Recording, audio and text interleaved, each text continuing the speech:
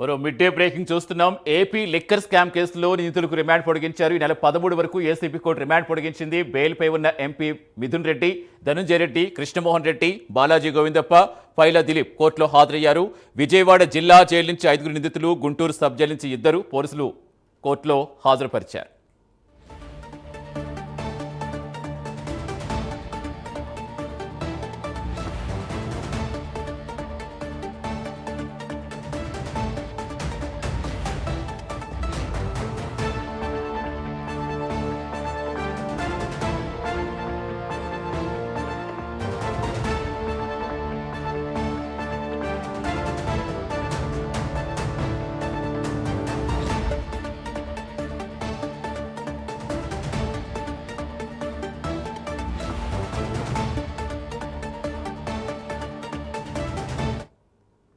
AP liquor scam కేసులో నిందితులకు remand పొడిగించారు. ఈ నెల 13 వరకు ఏసీబీ కోర్టు రిమాండ్ పొడిగించింది.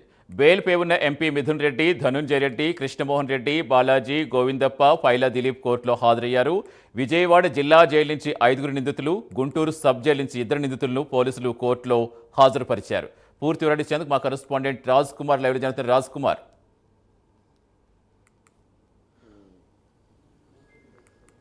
సతీష్, ముఖ్యంగా ఏదైతే లిక్కర్ స్కామ్ కేసులో ఈ రోజుతో నిందితులకు రిమాండ్ ముగియనుంది. దాదాపుగా 12 మంది ఈ లిక్కర్ స్కామ్ కేసులో నిందితులుగా ఉన్నారు. అందులో 5 విజయవాడ సబ్ జైలు నుంచి, 2 గుంటూరు సబ్ జైలు నుంచి, మిగిలిన ఎవరైతే బెయిల్ మంజూరు చేశారో వారందరికీ కూడా 5 బెయిల్ ఇచ్చినప్పటికీ కూడా వారు కోర్టులో హాజరు కావాల్సినటువంటి అవసరం ఉంది. ఎవరైతే బెయిల్ ఇచ్చారో వారు కూడా ఈరోజు కోర్టులో అందరూ కూడా హాజరు కావాలని వారికి ముందుగానే చెప్పడం జరిగింది. దాదాపుగా లిక్కర్ స్కామ్ కేసు నిందితులందరూ కూడా కోర్టులో హాజరైనట్లు కూడా తెలుస్తుంది. మరి కాసేపట్లో అంటే మరి వీరికి రిమాండ్ పొడిగింపు అవకాశం ఉందా లేదా?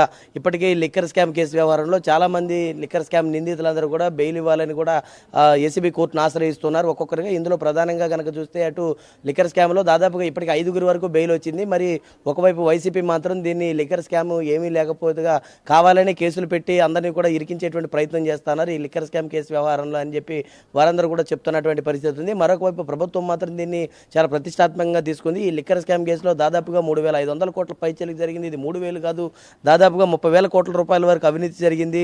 దీనిపైన సమగ్రమైనటువంటి దర్యాప్తు కీలక దశలో ఉంది. ఈ కీలక దశలో ఉన్నటువంటి దర్యాప్తుకు ఎందుకంటే ఇప్పటివరకు బెయిల్ మంజూరు చేసినటువంటి 5 నిందితులు ఎవరైతే ఉన్నారో వారికి కూడా బెయిల్ మంజూరు చేయొద్దని ఇప్పటికే కోర్టు ఒక స్పష్టమైనటువంటి క్లారిటీ ఇచ్చింది. కానీ హైకోర్టులో మళ్ళీ ఏదైతే సిట్ అధికారులు ఉన్నారో వారందరూ కూడా హైకోర్టుకు వెళ్ళడం, ఏదైతే లిక్కర్ స్కామ్ కేసులో ఎవరికైతే బెయిల్ మంజూరు చేశారో వారందరి బెయిల్ రద్దు చేయాలనేది దానిపైన కూడా ఇప్పటికే ఒక క్లారిటీ ఇవ్వాలని కూడా బెయిల్ మంజూరు చేయకుండా ఉండాల్సిందని ఏసీబీ కోర్టు ఒక తీర్పును సవాల్ చేస్తూ సిట్ అధికారులు హైకోర్టులో పిటిషన్ దాఖలు చేసిన పరిస్థితి ఉంది. మరి ఈ నేపథ్యంలో ఏదైతే ఇప్పుడు ఈ రిమాండ్ ముగియడంతో మరి ఇంకా ఉన్నటువంటి నిందితులందరికీ కూడా ఏమైనా రిమాండ్ పొడిగించే అవకాశం అయితే ఉందా, మరి ఏం జరుగుతుంది అనేది కూడా కొంత వేచి చూడాల్సినటువంటి అవసరంగా ఉంది. మరి ఇప్పుడున్నటువంటి నేపథ్యంలో దాదాపుగా ఇందులో ప్రధానంగా చెవిరెడ్డి భాస్కర్ రెడ్డి, అదేవిధంగా మిథున్ రెడ్డి ఉన్నటువంటి వారందరిపైన కూడా ఒక క్లారిటీ రావాల్సినటువంటి అంశంగా ఉంది. వీళ్ళందరి పాత్ర ఏంటి, ఎవరెవరు ఎక్కడి నుంచి ఈ డబ్బుని పక్కదారి పట్టించారనేటువంటి